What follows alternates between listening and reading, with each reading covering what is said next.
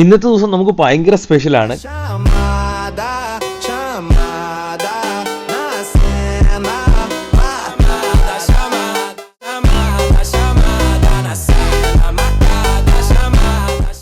ഏറ്റവും അധികം നമ്മൾ ആഗ്രഹിച്ചിട്ടുള്ളത് ഗ്രേറ്റ് വാൾ ഓഫ് ചൈന, ചൈനയുടെ വൻമതിൽ കാണാൻ വേണ്ടി ഇന്ന് പോവാണ്. ഭയങ്കര അധികം എല്ലാവരും എക്സൈറ്റഡ് ആണ്. നല്ല തണുപ്പാണ്. അതിരാവിലെ എണീറ്റ് നമ്മൾ പോവാണ്. 4 മണിക്കൂറിന് വേണ്ടി ട്രാവലുണ്ട്.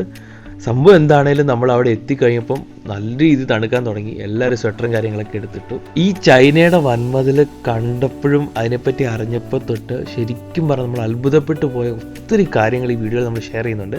ഈ ഒരു ചൈനയുടെ വൻമതിൽ നമ്മൾ കാണുന്നതിലല്ല, 21,196 കിലോമീറ്ററാണ് ചൈനയുടെ വൻമതിൽ ഇങ്ങനെ അങ്ങ് പരന്ന് കിടക്കുന്നത്. അതിൻ്റെ അകത്ത് എല്ലാ നാച്ചുറൽ ബാരിയേഴ്സും മൗണ്ടൻസ് റിവേഴ്സ് എല്ലാം കൂടി ഇൻക്ലൂഡ് ചെയ്തിട്ട് ഞാൻ പറയുന്നത്.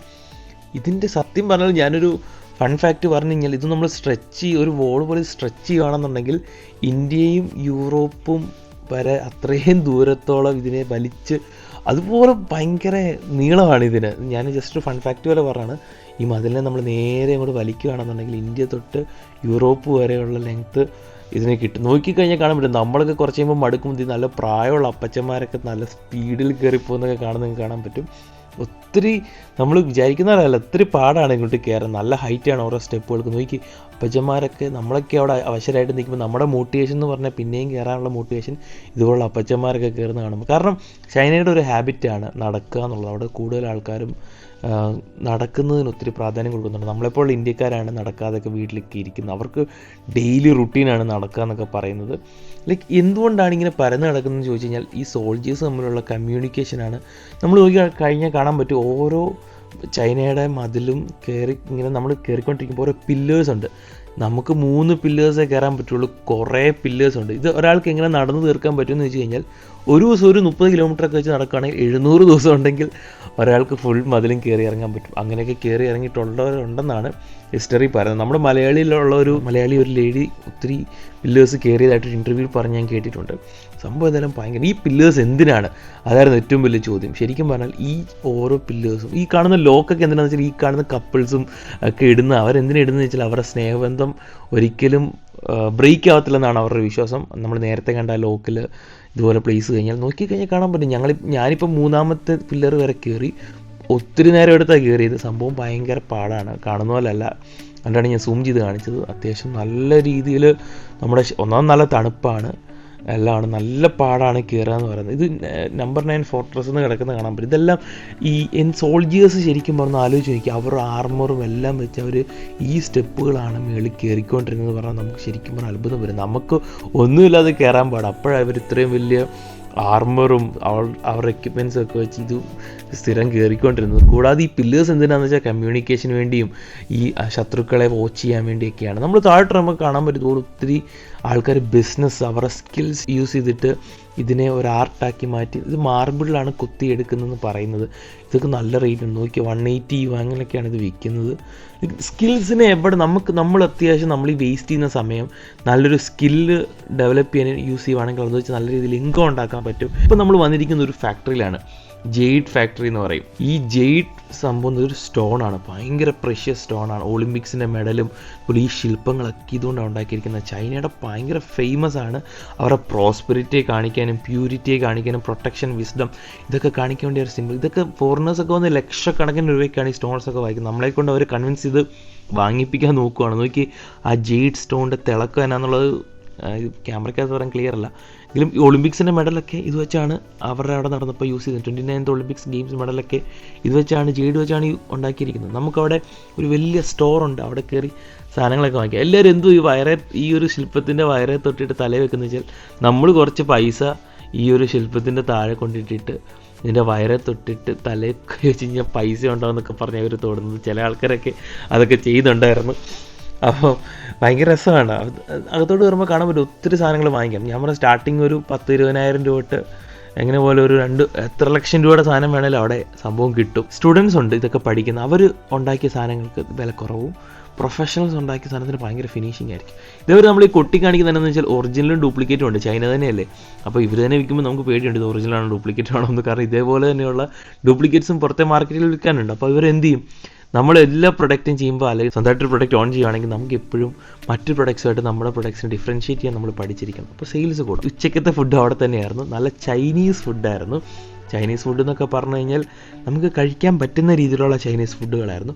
ഏകദേശം ഒരു 10-20-25ഓളം ഫുഡ് ഐറ്റംസ് ഉണ്ടായിരുന്നു. എല്ലാം എനിക്ക് വീഡിയോ എടുക്കാൻ പറ്റിയിട്ടില്ല. നമ്മൾ ഓരോന്ന് കഴിച്ച് തീർന്നതനുസരിച്ച് ഒരു പാത്രം എടുക്കും, പിന്നെയും കൊണ്ടുവരും. പോർക്കും ഡക്കും ഫിഷും ചിക്കനും ഒത്തിരി സാധനങ്ങൾ, എല്ലാം നോൺ വെജ് ഫിഷ് ഐറ്റംസ് ഒക്കെ ഇഷ്ടംപോലെ ഐറ്റംസാണ്. അവർ പറഞ്ഞു തരും ഓരോ സാധനങ്ങൾ എങ്ങനെയാണ്. നമുക്ക് ടേബിളിന് ലിമിറ്റഡ് സ്പേസ് ആയതുകൊണ്ട് അവർ ഓരോ സാധനങ്ങൾ എടുത്ത് വെച്ച് കഴിഞ്ഞിട്ട് നമ്മൾ കഴിച്ച് തീർന്നു കഴിയുമ്പം മാറ്റും, അടുത്ത സാധനം വരും. അങ്ങനെയായിരുന്നു.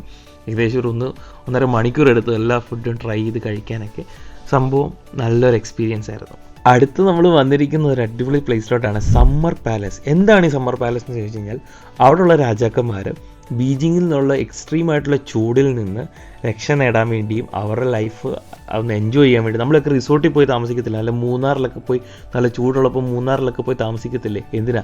നല്ലൊരു തണുപ്പും ഒരു എൻജോയ് ചെയ്യാനൊക്കെ വേണ്ടി. അതുപോലെ തന്നെ ഇവിടുത്തെ രാജാക്കന്മാർ അവർക്ക് വേണ്ടി പണിത് ഒരു റിട്രീറ്റ് റിസോർട്ട് എന്നൊക്കെ പറയാം ഈ ഒരു സമ്മർ പാലസ്. ഇപ്പോൾ അതിനെ ഒരു ടൂറിസം കേന്ദ്രമാക്കി അവർ മാറ്റിയിരിക്കുകയാണ്. നോക്കി, ഓരോ റിസോർട്ടിനെ, അത് രാജാക്കന്മാർക്ക് വേണ്ടി പണിത റിസോർട്ടിനെ ബ്യൂട്ടിഫുള്ളായിട്ട് അവർ ഇത് അവിടെ തന്നെയുള്ള സംഭവം. അതായത് റോബോട്ട്, സെയിൽസ്മാൻ ഇല്ല, റോബോട്ടാണ് അവിടെ എല്ലാം കൊടുക്കുന്നത്. നോക്കി, ഇതൊക്കെ നമ്മുടെ നാട്ടിൽ ഒരു റോബോട്ടിനൊക്കെ നല്ല ഇൻവെസ്റ്റ്മെൻറ്റ് ഉണ്ട് എങ്കിൽ പോലും കൊണ്ടുവരുവാണെങ്കിൽ ആൾക്കാർ ഇതൊക്കെ ഒന്ന് ട്രൈ ചെയ്യാൻ വേണ്ടിയാണെങ്കിൽ അവിടുത്തെ പ്രൊഡക്ട്സ് ഒക്കെ വാങ്ങിക്കും. ഇതൊക്കെ പുതിയ ഇന്നോവേറ്റീവ് ഐഡിയാസാണ് നമ്മുടെ നാട്ടിലൊക്കെ ഇംപ്ലിമെൻറ്റ് ഒത്തിരി ആൾക്കാരൊക്കെ ചെയ്യുന്നുണ്ട്.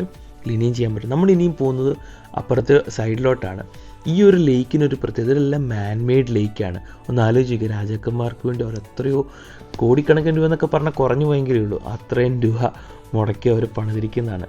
ഒത്തിരി ഹിസ്റ്ററി ഉണ്ട്. അതൊന്നും എനിക്ക് പറഞ്ഞു തരാൻ സത്യം പറഞ്ഞാൽ നിങ്ങൾ നെറ്റിലൊക്കെ സെർച്ച് ചെയ്ത് അറിയാൻ പറ്റും. ഒത്തിരി ഹിസ്റ്ററി ഉണ്ട്. ഇതൊക്കെ ഗിഫ്റ്റായിട്ടൊക്കെ കൊടുത്ത ഒരു സ്ഥലങ്ങളൊക്കെ ഉണ്ട്. രാജാക്കന്മാരുടെ മക്കൾക്ക് ഗിഫ്റ്റായിട്ട് കൊടുത്ത സ്ഥലങ്ങളും അവരൊക്കെ ഗൈഡ് നമുക്കെല്ലാം എക്സ്പ്ലെയിൻ ചെയ്ത് തരുന്നുണ്ടായിരുന്നു.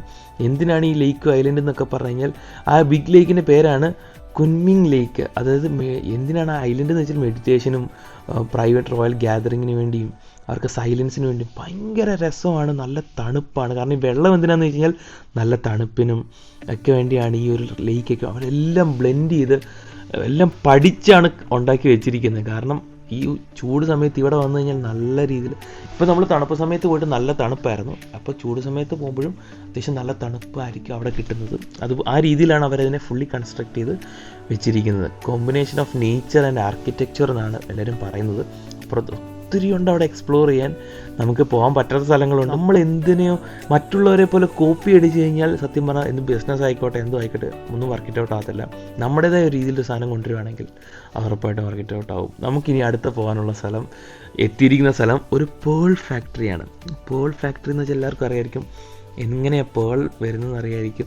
പണ്ടുള്ള ആൾക്കാർ ഓർണമെൻറ്റ്സ് ആയിട്ട്, ഇപ്പോഴത്തേക്ക് ആൾക്കാരൊക്കെ ഓർണമെൻറ്റ്സ് ആയിട്ട് യൂസ് ചെയ്യുന്നവരാണ്. ചൈനയാണ് ഏറ്റവും ലോകത്തിലെ പേൾസൊക്കെ മാനുഫാക്ചറിങ് ചെയ്യുന്ന ആൾക്കാർ. അവിടെ തന്നെ ഏറ്റവും അധികം കോപ്പി ഇറങ്ങുന്നുണ്ട്, ഒറിജിനൽ ഇറങ്ങുന്നുണ്ട്. സോ ഞാൻ നേരത്തെ പറഞ്ഞ പോലെ തന്നെ എന്ത് മാനുഫാക്ചറിങ് ചെയ്യുന്ന ഒരു ഫാക്ടറിയാണ് നമുക്ക് കൂടുതൽ അവർക്ക് ട്രസ്റ്റ് തോന്നുന്നത്. അവരിതുപോലെ നമുക്ക് കാണിച്ചു തരും ഒറിജിനൽ ഏതാണ്, ഡ്യൂപ്ലിക്കേറ്റ് ഏതാണ്. നമ്മളെക്കൊണ്ട് അവർ ചൂസ് ചെയ്യിപ്പിക്കും. ഇതുപോലെ പേൾ കൊണ്ട് നല്ല ബ്യൂട്ടി പ്രൊഡക്ട്സ് ഒക്കെ അവരുണ്ടാക്കും. ഇതൊക്കെ നമ്മുടെ പേരിൽ റീബ്രാൻഡൊക്കെ ചെയ്ത് നാട്ടിൽ വിൽക്കാൻ പറ്റും കേട്ടോ. ഇവിടെയൊക്കെ വരുന്നവരാണെങ്കിൽ നിങ്ങൾക്ക് ബ്യൂട്ടി പ്രൊഡക്ട്സ്, കോസ്മെറ്റിക്സിനോടൊക്കെ താല്പര്യം ഉണ്ടെങ്കിൽ ഈ പേൾസൊക്കെ നിങ്ങൾക്ക് ഇമ്പോർട്ട് ചെയ്യാം. ബൾക്കായിട്ടൊക്കെ എടുക്കുകയാണെങ്കിൽ ചെറിയ റേറ്റിന് കിട്ടും. നമ്മളിപ്പോൾ വന്നിരിക്കുന്നത് 2008 ബീജിങ്ങിൽ ചൈന പണിത ഒരു അടിപൊളി ഒളിമ്പിക് സ്റ്റേഡിയമാണ്. അതായത് ഈ ഒറ്റ ഒളിമ്പിക് സ്റ്റേഡിയം കൊണ്ട് ടൂറിസം എത്രമാത്രം അവിടെ വളർന്നു വെച്ച് കഴിഞ്ഞാൽ, അവർ ആ ഒറ്റ ഒരു സ്റ്റേഡിയം 2008 പണിത് എത്ര ഫ്യൂച്ചറിസ്റ്റിക് ആയിട്ടാണ്. അതിനെ കണ്ടു കഴിഞ്ഞാൽ തന്നെ കിളിക്കൂട് പോലെ. അതുകൊണ്ട് തന്നെ അതിനെ പറയുന്നൊരു ബേർഡ്സ് നെസ്റ്റ് ഒളിമ്പിക് സ്റ്റേഡിയം എന്നാണ് പറയുന്നത്. അതായത് ചൈന 2008 അത് പണിതപ്പോൾ ലോകത്തോട് വിളിച്ച് പറഞ്ഞത് ഞങ്ങൾ ഫ്യൂച്ചറിന് വേണ്ടി റെഡിയാണ് എന്ന രീതിയിലാണ് പറഞ്ഞത് ലോകത്തോട് മുഴുവൻ. ഒന്ന് ആലോചിക്കുക, നമ്മൾ എന്തും വ്യത്യസ്തമായി, മറ്റുള്ളവരെ പോലെയല്ല, വ്യത്യസ്തമായി ചെയ്യുവാണെങ്കിൽ ആൾക്കാർ വരും.